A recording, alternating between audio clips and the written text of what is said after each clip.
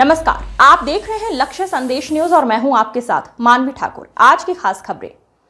बलरामपुर में खेती को अधिक टिकाऊ, लाभकारी और पर्यावरण अनुकूल बनाने की दिशा में कलेक्टर श्रीमती चंदन संजय त्रिपाठी ने किसानों से जैविक खेती, मृदा संरक्षण और फसल विविधीकरण अपनाने की अपील की है। खेत बचाओ अभियान के तहत उन्होंने किसानों को मिट्टी की उर्वरा शक्ति बचाने और आने वाली पीढ़ियों के लिए उपजाऊ भूमि सुरक्षित रखने का संदेश दिया है। देखिए ये खास रिपोर्ट।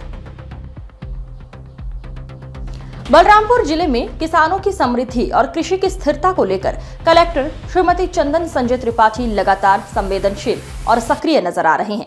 खेत बचाओ अभियान के तहत उन्होंने किसानों से रासायनिक उर्वरकों के अंधाधुंध उपयोग से बचने और प्राकृतिक एवं जैविक खेती की ओर बढ़ने का आह्वान किया है।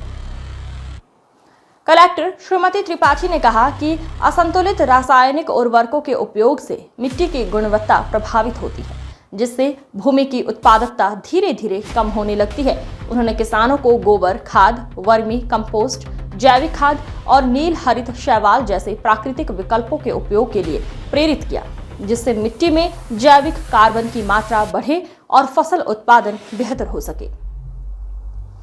कलेक्टर ने किसानों को नैनो यूरिया और नैनो डीएपी के संतुलित उपयोग के लिए भी प्रोत्साहित किया। उन्होंने बताया कि आधुनिक और वैज्ञानिक कृषि पद्धतियां अपनाकर किसान कम लागत में बेहतर उत्पादन प्राप्त कर सकते हैं और पर्यावरण संरक्षण में भी महत्वपूर्ण योगदान दे सकते हैं।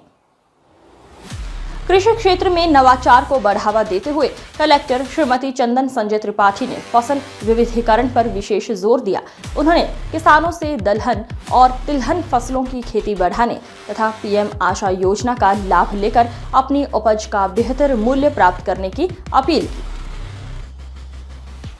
कलेक्टर की इस पहल को जिले में टिकाऊ कृषि और किसानों की आय वृद्धि की दिशा में एक महत्वपूर्ण कदम माना जा रहा है। उनके मार्गदर्शन में बलरामपुर जिला जैविक खेती, मृदा संरक्षण और कृषि नवाचार के क्षेत्र में नई पहचान बनाने की ओर अग्रसर है। कलेक्टर श्रीमती चंदन संजय त्रिपाठी की अपील न केवल किसानों को आधुनिक और संतुलित खेती की राह दिखा रही है, बल्कि पर्यावरण संरक्षण और कृषि की दीर्घकालिक समृद्धि का मजबूत आधार भी तैयार कर रहा है। Bureau report, Aftab Alam, Balrampur, Chhattisgarh. बलरामपुर ज़िले के सभी किसान भाइयों से मेरा अनुरोध है, आने वाले खरीफ सीज़न में हमें ये कसम खाना चाहिए कि हम अपने खेत को कैसे बचा सकते हैं। हम हर साल अधिक से अधिक मात्रा में यूरिया, डीएपी वगैरह का उपयोग करते हैं, जिससे धीरे धीरे खेत की जो फर्टिलिटी है वो कम होते जाती है और हर साल हम और ज़्यादा से ज़्यादा इसमें खाद डालने की कोशिश करते हैं। हमें अपने खेत को बचाना होगा और मृदा को बचाना होगा। अगर हमने ये मृदा सुरक्षित नहीं किया तो इस मृदा में पनप रहे बहुत सारे ऐसे जीवाणु, कीटाणु जो हमारी मदद करते हैं, हमारे दोस्त हैं, वो सब मृत हो जाएंगे। मेरा आप सभी से अनुरोध है, आने वाले खरीफ सीज़न में नैनो यूरिया, नैनो डीएपी का ही उपयोग करें।